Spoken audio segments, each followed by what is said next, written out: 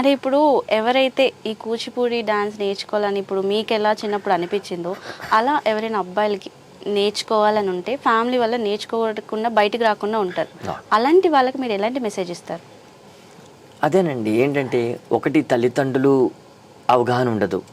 సొసైటీలో వచ్చేసరికి ఈ డ్యాన్స్ నేర్చుకుంటే ఇలా ఉంటారు, అలా ఉంటారు, అలా తిరుగుతారు, ఇలా తిరుగుతారు అని. ఒకటండి, ఎప్పుడైనా ఏదైనా ఒక ఈవెంట్ మనం నేర్చుకున్నామంటే, ఒక కళ నేర్చుకున్నామా లేదా ఏదైనా ఏమి నేర్చుకున్నా, ఇప్పుడు డ్యాన్సర్ ఉంటాడు, వెస్ట్రన్ డ్యాన్సరు, వాడు ఎప్పుడు కదులుతూనే ఉంటాడు. ఎందుకంటే అది జీర్ణించుకుపోయి ఉంటుంది, బాడీలో నరాల్లో జీర్ణించుకుపోయి ఉంటుంది ఆ కళ అన్నప్పుడు డెఫినెట్గా కొన్ని అలవాట్లు వస్తాయి. అంటే నడిచేటప్పుడు కానీ మాట. సో అవి మనం కంట్రోల్ చేసుకోవాలి. నాకు నేను అన్ని ఫేస్ చేసుకుని వచ్చాను.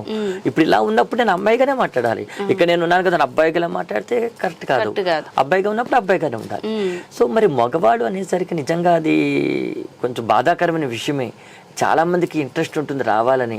నిజంగా ఫ్రెండ్స్ ఏమనుకుంటారో, సొసైటీ ఏమనుకుంటారో, నైబర్స్ ఏమనుకుంటారో, మరి ఆ ప్రాబ్లం వల్ల అనట్లేదు.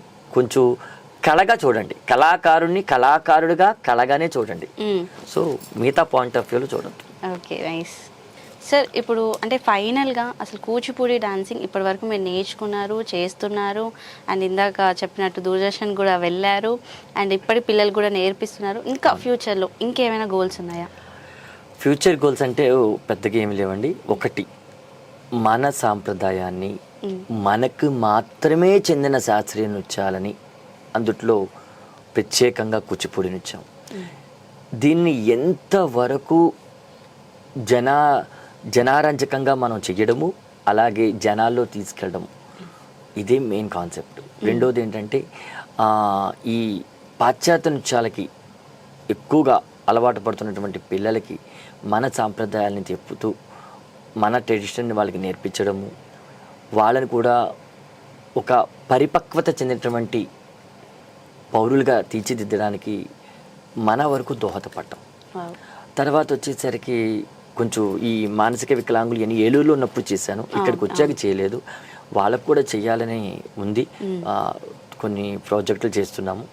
అది తర్వాత నేను డెకరేషన్స్ కూడా చేస్తాను. హరికృష్ణ ప్రొడక్షన్స్ అని చెప్పి ఒక డెకరేషన్స్ కూడా నేను స్థాపించాను. దాంట్లో ఈవెంట్ ఆర్గనైజేషను. ఈ కరోనాలో హరి అని చెప్పి ఒక చిన్న కుర్రాడు అనమాట, 19 years ఉంటాయి. తను ఎక్కడో జస్ట్ షాప్లో పరిచయం అయితే తన ద్వారా తన దగ్గరికి వెళ్ళి తనతో ఉండి నేర్చుకున్నాను. ఈరోజు నిజంగా నాకు అది కూడా భుక్తి ప్రసాదిస్తుంది. అంటే కారణం ఆ హరికృష్ణ కుర్రోడే. సో తనకు కూడా నేను థ్యాంక్స్ చెప్పుకుంటున్నాను. ఇలా మన యొక్క సాంప్రదాయాలని ఎటువంటి భంగం లేకుండా ఎంతవరకు నేను ట్రై చేస్తే అంతవరకు. నేను అమీన్పూర్ అని చెప్పేసి లింగంపల్లి దగ్గర ఉంటుంది, బీరంగోడ దగ్గర, అక్కడ కూడా నేను క్లాసెస్ చెప్తూ ఉంటాను అనమాట అండి. అక్కడ మహతి ఆర్ట్స్ అకాడమీ అని చెప్పేసి లావణ్య గారు కండక్ట్ చేస్తూ ఉంటారు. అక్కడ కూడా క్లాసులు చెప్తాను. నా ఇన్స్టిట్యూట్ ప్రగతి నగర్లో ఉంది, అలాగే హైదర్ నగర్లో నిజాంపేట్, అక్కడ కూడా క్లాసులు చెప్తూ ఉంటాను. ఇంకంతే అండి, మన సాంప్రదాయాలని పిల్లలకి అందించడమే అంతే తప్ప నాకు ఏదో పద్మశ్రీ రావాలనో లేకపోతే పెద్ద పెద్ద అవార్డులు రావాలని ఏమీ లేదు. ఈ కళ ఆ భగవంతుని కోసమే. అది నా జీవితం అంతా ఆ భగవంతుని కోసమే. ఆఖరి తుది శ్వాస కూడా ఆ భగవంతుడి స్టేజ్ మీద పెర్ఫామ్ చేస్తూనే భగవంతుడు ఐక్యమైపోవాలని కోరుకుంటాను తప్ప అందరూ చావులాగా నార్మల్గా రావాలని నాకు లేదు. ఇంకంతకు మించి ఇంకేం లేదు. ఎంతో సంపాదించేయాలి, ఇది చేయాలి, అది చేయాలని ఏమీ లేదండి. ఒకటి, ఎవరైనా లేని వాళ్ళకి, వృద్ధులకి, మెయిన్గా వృద్ధులకి, అలాంటి వాళ్ళకైతే ఏదైనా చెయ్యాలని ఉంది. సో ఫ్యూచర్లో కంపల్సరీ చేస్తాను. ఎందుకంటే ఈరోజు నేను అన్నవాడిని వదిలేస్తుంటే మా అమ్మగారు కూడా ఈరోజు వృద్ధాశ్రమంలో ఉండేవారు. నిజంగా చెప్పాలంటే ఆమె పేరు మీదైనా నేను అట్లీస్ట్ ఎవరో ఒకరు ఏదో ఒక కార్యక్రమం చేసి వాళ్ళ రుణం తీర్చుకునే అవకాశం, అంతకుమించి ఇంకేమీ లేదండి. కోరికలు ఏమీ లేవు, పెద్ద పెద్ద కట్టుకోవాలనో లేకపోతే ఇంత సంపాదించాలనో ఏమీ లేదు. కళని నేర్చుకున్నాం, భగవంతుడు ప్రసాదించాడు. జీవితం ఉన్నంత వరకు దాన్ని 10 మందికి ప్రసాదిస్తే అంతే చాలు. అంతే, అదే కోట్ల కన్నా ఎక్కువ ఆస్తి. నిజమే సార్. ఇంకా ఫైనల్గా వచ్చేస్తే ఈ కళలు, నృత్యాలు, మీ కూచిపూడి అన్ని విషయాలు పక్కన పెట్టేస్తే మిమ్మల్ని చూడగానే ఫస్ట్ అమ్మ బాబోయ్ ఇంత బరువు, ఇంత వెయిట్ మోస్తున్నారు, అది కొంచెం పక్కన పెట్టి అసలు మీరు ఇంత అందంగా కనిపించడానికి అసలు ఎవరు కారణం? ఇంత అందంగా అసలు అమ్మాయి అసూయపడేలాగా నేను రెడీ అయితే ఇంత బాగున్నాను అని నాకే అనిపిస్తుంది. సో ఇలా రెడీ చేసే ఎవరు మీకు? మరి మీరు ఇంత అందంగా కనబడుతున్నారు కదా, ఎవరు రెడీ చేశారు? నేనే రెడీ అయ్యాను. రెడీ అయ్యారు, కానీ మేకప్ మ్యాన్ ఉంటారు, నాకు కొంత సపోర్ట్ చేస్తారు కదా. సపోర్ట్ చేస్తారు. అంతే, మీరు అందంగా ఉండడానికి మేకప్ మ్యాన్ ఎంత కావాలో మేము అందంగా తయారవడానికి కూడా మా మేకప్ మ్యానే. నిజంగా చెప్పాలంటే అండి, మేకప్ మ్యాన్ వాళ్ళు లేకపోతే ఈరోజు కేదార్ అన్నవాడు ఈరోజు ఇక్కడ ఈ గెటప్లో మీ ముందు అందంగా కనబడు. నిజంగా చెప్పాలంటే ఏలూరులో ఉన్నప్పుడు సోమేశ్వరరావు గారు అని చెప్పి నాకు మేకప్ చేసేవాళ్ళు. ఆయన చెప్పాలంటే ఒక తండ్రి సమానురాలుగా ఆయన ఉండేవాడు. ఆయన చాలా మంచి వ్యక్తి అనమాట సోమేశ్వరరావు గారు. తర్వాత నాకు మురళి అని చెప్పేసి, ఇప్పుడు ఈ మేకప్ చేసింది మురళి హైదరాబాద్ అనమాట. తనే ఈ మేకప్ చేశాడు. తను కూడా నాకు మంచి మేకప్ మ్యాన్. అలాగే ప్రవీణ్ అని ఒక అతను చేస్తూ ఉంటాడు, తను కూడా నాకు రెగ్యులర్గా. అలాగే మధు అని చేస్తూ ఉంటాడు. అలాగే ఫణిభూషణ్ అని చెప్పి సురభి ఫణిభూషణ్ అనమాట, సురభి వాళ్ళు కూడా చేస్తూ ఉంటారు అప్పుడప్పుడు. సో ఇలాగా ప్రతి ఒక్కరు కూడా మనకి. తర్వాత బిఎం అశోక్ అని చెప్పి ఒక అతను కూడా చేస్తారు. ఎక్కువగా అయితే వీళ్ళే నాకు రెగ్యులర్గా కంటిన్యూగా చేసేది, ఎక్కువగా మురళి ప్రవీణ్ వీళ్ళిద్దరు. నిజంగా చెప్పాలంటే వాళ్ళకు కూడా నేను కృతజ్ఞతలు తెలియజేసుకోవాలి తప్పకుండా కూడా. నిజంగా ఈరోజు ఇంత అందంగా మీకు కనబడుతూ అంటే మీరు కూడా అసూయపడుతున్నారు అంటే నిజంగా చాలా గ్రేట్. అప్పుడు మేము ఇంత బరువు కాదు కదా, ఎంత బరువైనా మోస్తా. ఈ బరువు కూడా సార్ ఇప్పుడు మేమే కొద్దిగా ఇంత ఇగో ఈ ఇయర్ రింగ్స్ ఏమైనా పెట్టుకుంటే అబ్బా బరువు కొద్దిసేపట్లో మార్చేయాలి తీసేయాలని, మీరు ఎంతసేపు ఇలా కూర్చొని ఏమంటారు తలది కావచ్చు, పైన చౌలీలు, ఆ మెడలో అంత బరువు ఎలా మోయగలుగుతారు? అదే చెప్తున్నాం కదండి, మీకు ఆ ఓపికలు లేవు. ఇప్పుడున్న ఆడపిల్లలకు ఓపికలు లేవు.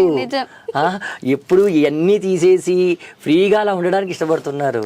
కానీ మేము ఫస్ట్ నుంచి ఈ సాంప్రదాయాలనే పట్టుకుని తిరుగుతున్నాం కాబట్టి మీకన్నా అందంగా ఉన్నారు అని అందరూ చెప్తూ ఉంటే మరి మాకు గొప్పే కదా.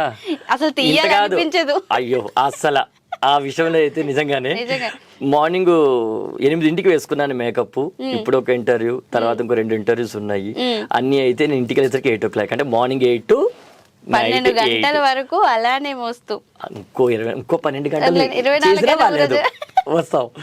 ఇంకా దానికి మెరుగులు దిద్దడానికి మేకప్ మ్యాన్లు ఉంటూనే ఉంటారు, ఇంకా అందంగా అనిపించడానికి మీరు కూడా సపోర్ట్ చేస్తూనే ఉంటారు. ఆ పేషెన్స్ ఏం లేదండి, ఇష్టంతో చేసేది ఏది కష్టంగా అనిపించదు. మొట్టమొదటిగా అందరూ తెలుసుకోవాల్సిన విషయం ఏంటంటే, నీకు ఏదైతే ఇష్టమో దాంట్లో కష్టం వెతకద్దు. నీ ఇష్టాన్ని ఇష్టంగానే చెయ్యి, కష్టం అనేది ఉండదు.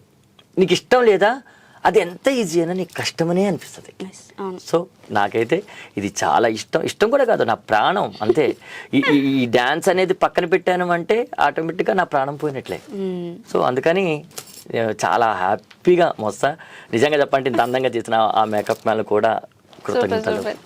And thank you so much sir. అంటే మీలాంటి వాళ్ళు ఇన్స్పిరేషన్ ఉంటేనే ఎవరైతే కొత్త కళలు ఎంచుకోవాలి, కొత్త కళ దాంట్లోకి రావాలి, కొత్త నృత్యం నేర్చుకోవాలని అనుకునే వాళ్ళకి కానీ, ఎవరైతే అంటే లోపల డాన్స్ నేర్చుకోవాలన్నా కూడా బయటికి రావట్లేదు, వాళ్ళకి మీరు ఒక బెస్ట్ అంటే చాలా బెస్ట్ ఇన్స్పిరేషన్ అయ్యారు.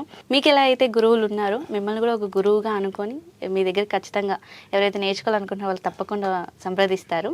అండ్ మా ఛానల్కి వచ్చి మాకు మంచి ఇంటర్వ్యూ ఇచ్చినందుకు thank you so much sir. మీకు కూడా చాలా ధన్యవాదాలండి. ముఖ్యంగా చక్కటి వ్యాఖ్యానంతో మాకు మంచిగా ముఖాముఖి కార్యక్రమంలో మీరు మంచి ప్రశ్నలు వేసి మా మనోభావాలని తెలుసుకున్నారు, ప్రేక్షకులు కూడా అందించారు. మీకు ధన్యవాదాలు. అలాగే ఈ ఛానల్ ప్రొజెక్షన్ మేనేజర్ వారికి, అలాగే ముఖ్యంగా చెప్పాలంటే కెమెరామ్యాన్స్, ఎందుకంటే వాళ్ళు లేకపోతే మమ్మల్ని ఎవరు చూపించారు. నిజంగా కెమెరామ్యాన్స్ కూడా నేను ధన్యవాదాలు తెలియజేసుకుంటున్నాను. దీన్ని ఇంకా చక్కగా అందంగా టీవీలోకి చూపించాలంటే ఎడిటింగ్ వాళ్ళు. సో ప్రతి ఒక్కరికి ఆఫీస్ బాయ్స్ నుంచి అటు మెయిన్ ఎండి నుంచి ఆఫీస్ బాయ్స్ వరకు ప్రతి ఒక్కరికి మీ ధాత్రి ఛానల్ వారందరికీ కూడా కృతజ్ఞతలు. Thank you so much. Thank you.